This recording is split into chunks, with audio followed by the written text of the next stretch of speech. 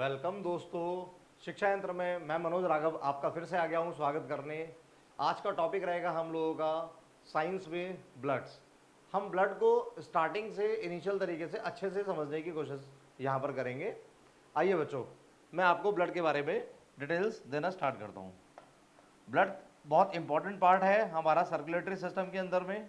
Blood का role क्या होता है, किस तरह से रोल करता है, ये सब चीज़ें यहाँ रहेंगी। सबसे पहले आपको इमेज से ही पता लग रहा होगा, यहाँ अगर जो इमेज आप देख रहे हैं, इस इमेज में ब्लड को जो इनसाइड दी ब्लड वेसल्स होती हैं, रुधिर वाहिकाएं, रुधिर वाहिकाओं के अंदर में जो ब्लड जाता है, हम लोग मोस्टली अपनी आंखों से देखते हैं कि वो लिक्विड फॉर्म में है, वो लिक्विड होता है, ठीक है ना। पर असल में देखा जाए तो ब्लड जो होते हैं, ब्लड जो होता है वो पार्टिकल्स साइज में, यानी सेल्स, आपने नाम तो सुना है ना सेल्स, हम ब्लड सेल बोल दिया करते हैं, तो ये सेल्स की फॉर्म में होता है। और सेल्स क्या होते हैं, पार्टिकल जैसे होते हैं। तो वो अंदर का इनसाइडर प्रीव्यू कैसा है, वो अंदर से कैसा दिखता है, तो इस तरह से दिखेगा आपको। अगर आप ब्लड को माइक्रोस्कोपिक लेवल पर देखेंगे तो ब्लड आपको इस तरह का दिखने वाला है। कुछ ब्लड के सेल्स इस तरह के रहते हैं, ठीक है। ब्लड के साथ में अगर मैं थोड़ी सी इंफॉर्मेशन आपको यहां देना चाहूं तो ब्लड जो है, जिसको हम लोग रुधिर कह दिया करते हैं, इसका रोल क्या होता है, रोल जानेंगे तो कामों के बारे में भी जानेंगे कि वो जो रोल है वो कौन कौन प्ले करता है, कैसे रहता है, ठीक है ना। देखिए, ब्लड के साथ में सेल्स तो रहेंगे। इनको हम लोग कभी भी अगर आप देखेंगे तो ब्लड के अंदर में जो सेल्स होते हैं, अगर हम ब्लड को हिस्सों में बांटें तो यहाँ ऐसा बोल दिया करता है कि इसको तीन हिस्सों में विभाजित किया जाता है। सेल वालों में आरबीसीज, डब्ल्यूबीसीज और प्लेटलेट्स। और कहा जाता है कि ब्लड का ये हिस्सा जो है ये सेल वाला हिस्सा होता है। और सेल वाले हिस्से के अलावा एक हिस्सा और होता है जिसके अंदर में सेल्स सारे होते हैं लिक्विड सा, जो येलोइश कलर का होता है। और वो येलोइश कलर का जो रहेगा उसको हम बोलते हैं प्लाज्मा। ये प्लाज्मा जो होता है ये 55% हुआ करता है, और ये सेल वाला जो हिस्सा है ये 40%। यानी मानव शरीर के अंदर में जितना भी ब्लड है, जितना भी रुधिर है, उसका 55% तक आपका जो ब्लड के अंदर में हिस्सा रहेगा वो प्लाज्मा का रहता है। और उस प्लाज्मा के अंदर जो धसे हुए होते हैं वो सेल होते हैं, जो कोशिकाएं, जिन्हें हम कणिकाएं कह दिया करते हैं, वो 40% तक होता है, ठीक है। बाकी जो रहा हमारे पास में, बाकी की जो परसेंटेज रह गया 40 से 45%, सॉरी 40 के बाद में 40 से 45% ये रहता है। और बाकी का जो परसेंटेज रह गया, आप मैक्सिमम अगर 45 काउंट कर लेते हैं तो बाकी का जो 5% रह गया उसमें क्या रहेगा, अलग से और भी सॉल्युबल सब्सटेंस जो होते हैं वो अवेलेबल रहते हैं। अब मैं अगर इसकी बात करूं, येलोइश जो प्लाज्मा है जिसके अंदर में ये ब्लड वेसल, मतलब ये ब्लड, ये पूरा का सेल्स जो होते हैं वो इकट्ठा रहते हैं, एक साथ रहते हैं। अगर आप इसकी बात करें तो अगर इसको आप 100% मान लें, इसको अगर आप 100% मान लें तो इसमें से कुल 92% जो होता है वो पानी का होता है, तरल पदार्थ का होता है, पानी रहेगा। और पानी के अलावा इसके अंदर में प्लाज्मा के पास में अपने प्रोटीन हुआ करते हैं, अपने प्रोटीन हुआ करते हैं। और प्रोटीन के अलावा अदर आयंस जो होते हैं, आयंस और अदर दूसरा केमिकल होगा। तो इस तरह से आप लोग ये पूरी काउंटिंग को, पूरे डेमोग्राफ जो ये ब्लड के अंदर में कौन कितना प्रतिशत होता है, इसके बारे में जानकारी यहाँ आपको मिल रही है। देखेंगे, मैं फिर से एक बार रिवाइज करता हूँ कि ब्लड के अंदर में हमने इसको दो समूहों में बांटा। पहला जो समूह है हमारा, पहले समूह के अंदर प्लाज्मा आया। प्लाज्मा कितना होता है, जितना हमारी बॉडी के अंदर में ब्लड रहेगा उस ब्लड का कितना परसेंट, 55% प्लाज्मा हुआ करता है। प्लाज्मा देखने में कैसा लगता है, प्लाज्मा देखने में लगता है हमें लाइट येलो रंग में, और 55% ये हुआ करता है। प्लाज्मा के अंदर की अगर मैं बात करूं, उस 55% को पूरी मात्रा मान लूं, परसेंटेज तो आप जानते हैं ना, अगर मैं उसको पूरी मात्रा मान लेता हूं तो उसके अंदर में लगभग 92% के आसपास में क्या रहता है, पानी रहता है, वाटर रहता है। और उसके अलावा जो बाकी का जो परसेंटेज बचा 8%, उस 8% के अंदर में आयंस या इसके अदर प्रोटीन, जिसके नाम आपको आगे और अच्छे से तसल्ली से समझने को मिलेंगे, वो सब रहा करते हैं। आगे आते हैं तो आरबीसी, ये जो सेल वाला हिस्सा है, जो सेल इस प्लाज्मा के अंदर में मिक्स है, वो सेल जो होते हैं आरबीसी, डब्ल्यूबीसी, प्लेटलेट्स हुआ करते हैं। ठीक है ना, और ये सेल वाला पार्ट कितना होता है 40 से 45%। अब आगे बात करेंगे आरबीसीज, डब्ल्यूबीसीज और प्लेटलेट्स की। तो आरबीसी जो है इसमें मैंने एस लगाया हुआ है। असल में क्या होता है, ये इस तरह के सेल्स होते हैं जो ये एस लगाने का मेरा मुख्य उद्देश्य क्या होता है कि इनको हम कोशिकाएं ना बोलकर क्या बोलते हैं, कड़िकाएं बोलते हैं। कड़िकाएं बोलते हैं या कॉर्पसेल्स बोलते हैं, ठीक है ना। और ये कॉर्पसेल्स जो होते हैं इनको बोला, इनका असल में मतलब होता है वांडरिंग सेल्स। वांडरिंग सेल्स वो सेल्स जो क्या करते हैं, घूम रहे होते हैं, इनको वांडरिंग सेल्स बोलते हैं। वांडरिंग का मतलब घूमना हुआ, और वो जो सेल्स आप घूमते हैं, घूमने की काबिलियत रखते हैं, हम उन सेल्स को क्या बोल दिया करते हैं, वांडरिंग सेल्स बोल दिया करते हैं। उम्मीद कर रहा हूं कि जितना मैंने आपको यहाँ पर भैया डेटा दे रहा हूं वो डेटा आप अच्छे से समझ पा रहे हैं, ठीक है ना। आगे बढ़ते हैं, चलिए आइए अपनी अगली स्लाइड पर और चीज़ों को और अच्छे से जानते हैं। अब सबसे बड़ी यहाँ पर इस इमेज के द्वारा मैं आपको ये समझाने की कोशिश करूंगा कि एक रुधिर वाहिकाएं, ये तो मानव शरीर से संबंधित जितनी भी रुधिर वाहिकाएं हैं, जितनी भी ब्लड वेसल्स हैं, उस ब्लड वेसल के अंदर में आप देख सकते हो कि ब्लड के पार्टिकल्स किस रूप से क्या करते हैं, फैलते हैं या ट्रेवल करते हैं, ठीक है ना, चीजों को लेके जाते हैं।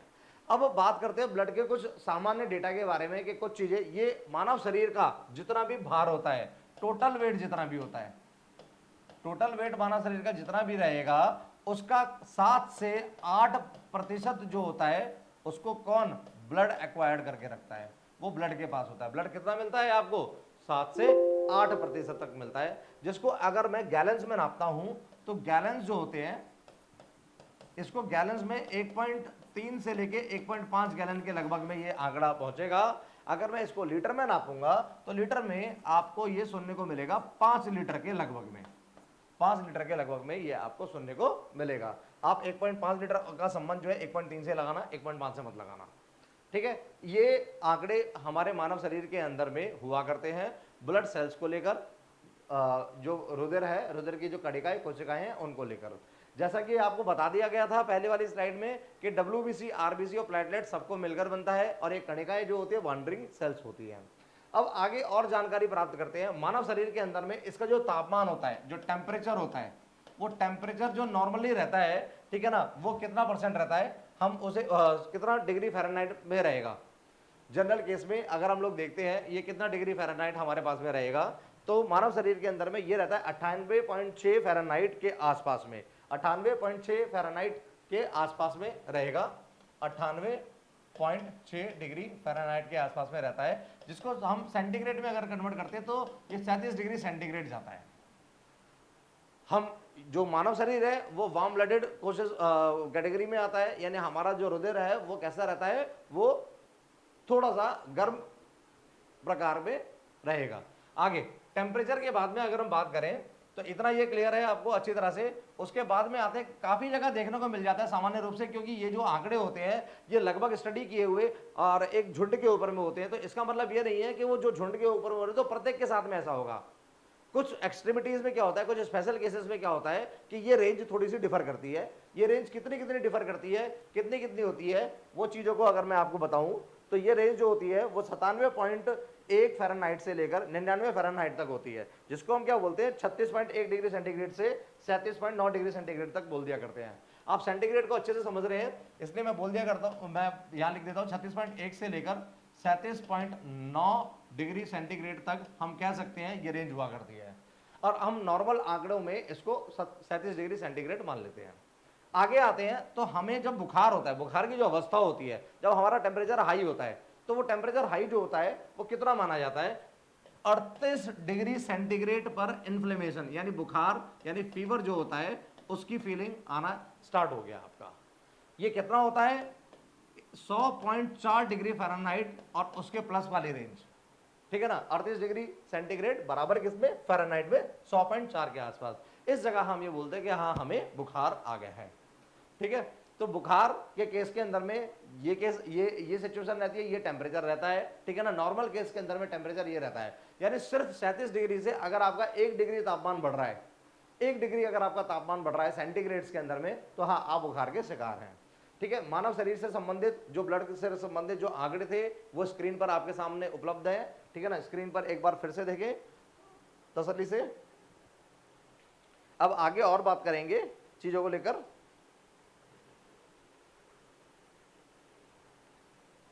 चलिए आइए मैं आपको अगले स्लाइड पर लेकर चलता हूं।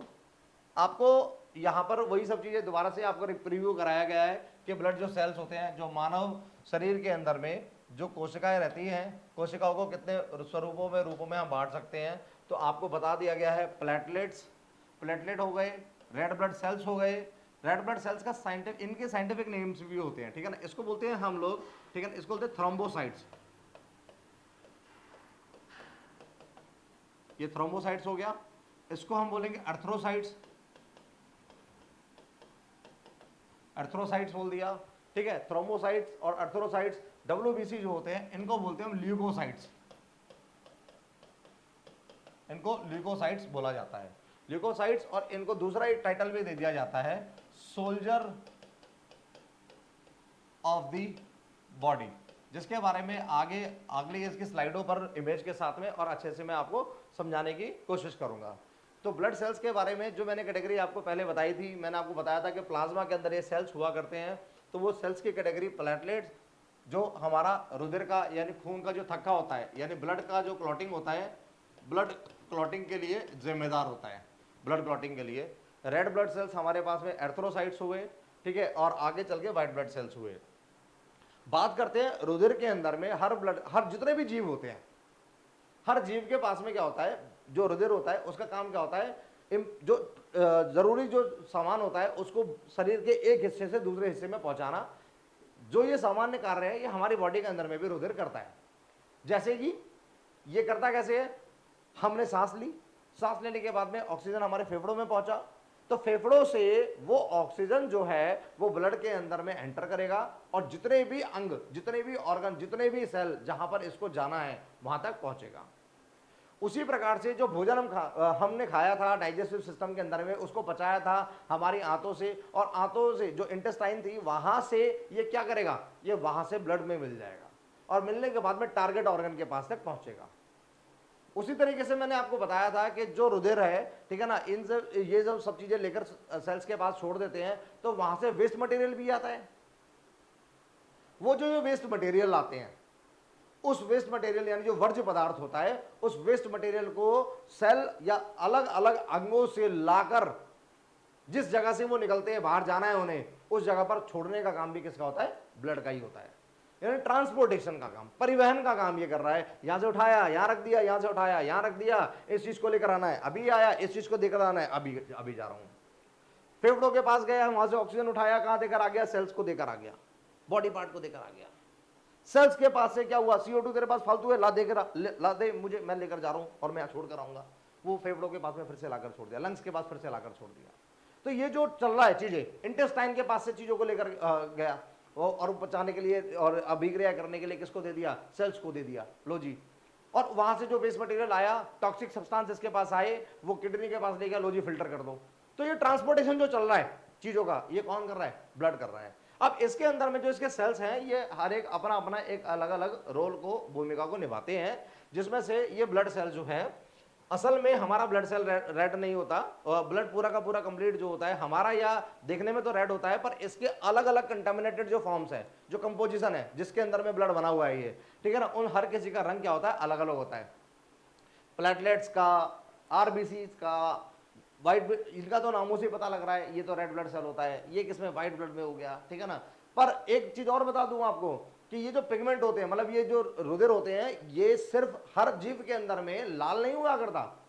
कुछ जीव ऐसे हैं जिसमें ये नीला भी मिलेगा, कुछ जीव ऐसे जिसमें हरा भी मिलेगा, और कुछ जीव ऐसे कि जहां पर ये कलरलेस मिलने वाला है आपको, यानी बिना कलर के मिलने वाला है, ठीक है ना। जीवों के बारे में दिखाऊंगा आपको, स्लाइड पर एक नजर मारिए, जीवों के बारे में भी बताऊंगा कि वो जीव कौन कौन से होते हैं और उन जीवों के साथ में कलर ये कैसे चेंज होता है, ब्लड का कलर अलग अलग क्यों जा रहा है, वो सब चीजें यहां पर आपको दिखाते हैं। चलिए, तो ये जो कलर जो चेंज होता है ब्लड का, वो किसकी वजह से होता है, ब्लड का कलर जो चेंज होता है उसकी वजह होती है एक पिगमेंट।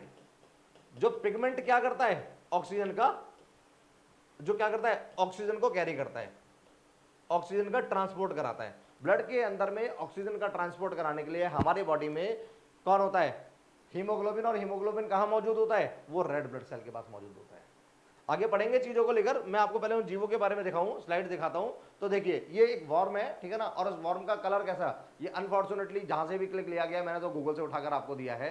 इसके अंदर में अगर आप देखेंगे तो यहां पर ये जो वॉर्म है इसका कलर कैसा है, ग्रीन कलर का, ब्लड का कलर कैसा है, ग्रीन कलर का है। अगर मैं आगे आता हूं तो हमारे पास ये स्पाइडर है, इस स्पाइडर का ब्लड आप देख रहे हैं एक ये एनिमेटेड वीडियो में, इसके अंदर में आपको नीला दिखाई दे रहा है। क्यों? क्योंकि इसके अंदर में ऑक्सीजन वाला जो ऑक्सीजन वाला जो पिगमेंट है जो कैरी करेगा वो ब्लू कलर से इसको इनको सेल्स को शो आउट कर रहा है। आगे आते हैं तो ऐसे ही और भी होते हैं बटरफ्लाई।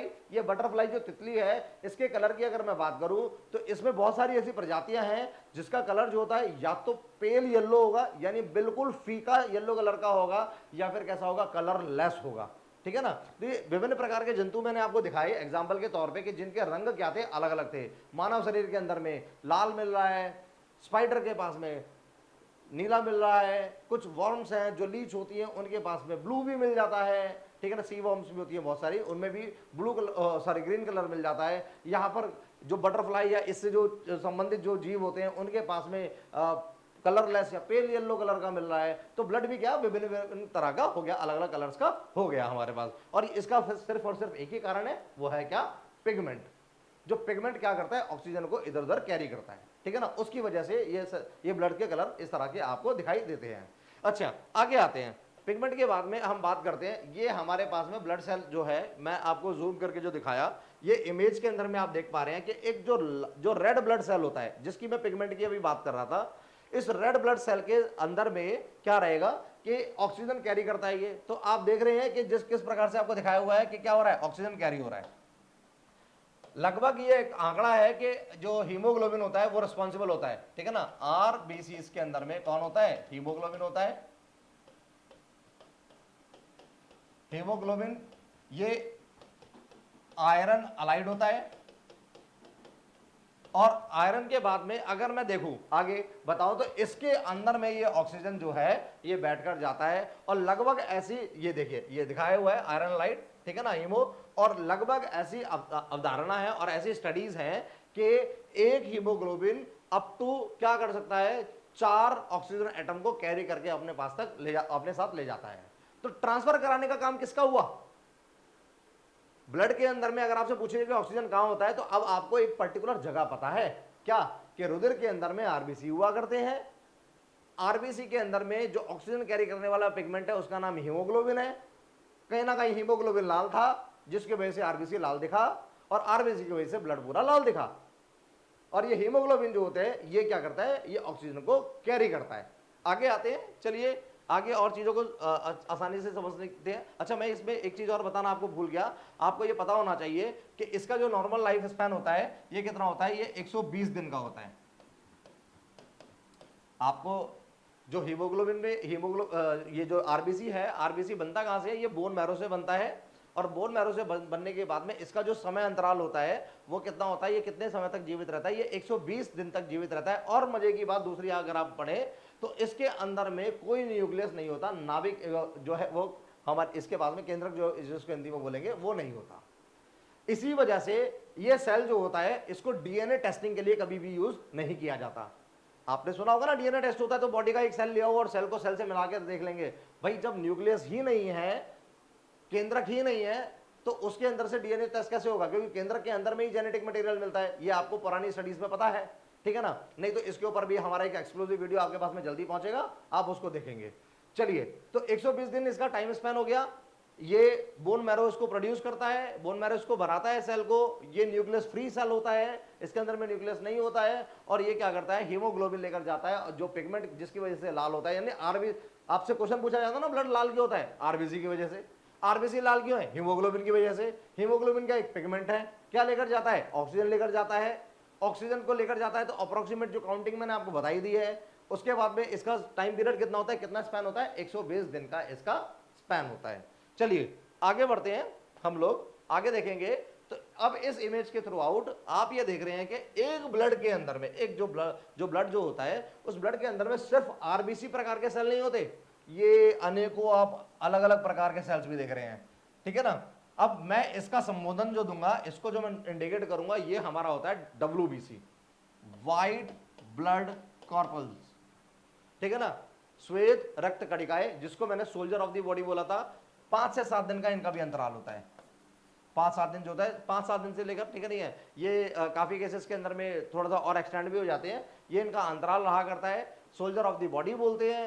ये अनेकों प्रकार के होते हैं, ठीक है, अनेकों प्रकार के होते हैं। जो ब्लड की जो स्टडी है हीमेटोलॉजी, उसके अंदर में आपने देखा होगा ये अनेकों, मतलब इनका साइंटिफिक नेम जो मैं आपको पहले से बता ही चुका हूं कि इनको बोलते हैं leukocytes. Soldier of the body है ही,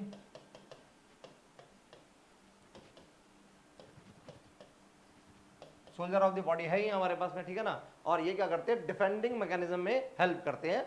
फैगोसाइटोसिस एक प्रक्रिया होती है, उस फैगोसाइटोसिस प्रक्रिया के थ्रू आउट ये जो जम्स होते हैं उनको ये निगलने की कोशिश करते हैं और उनको मारक क्षमता, अपनी मारक क्षमता के साथ में हमारी बॉडी के इम्यून सिस्टम को स्ट्रॉन्ग करते हैं।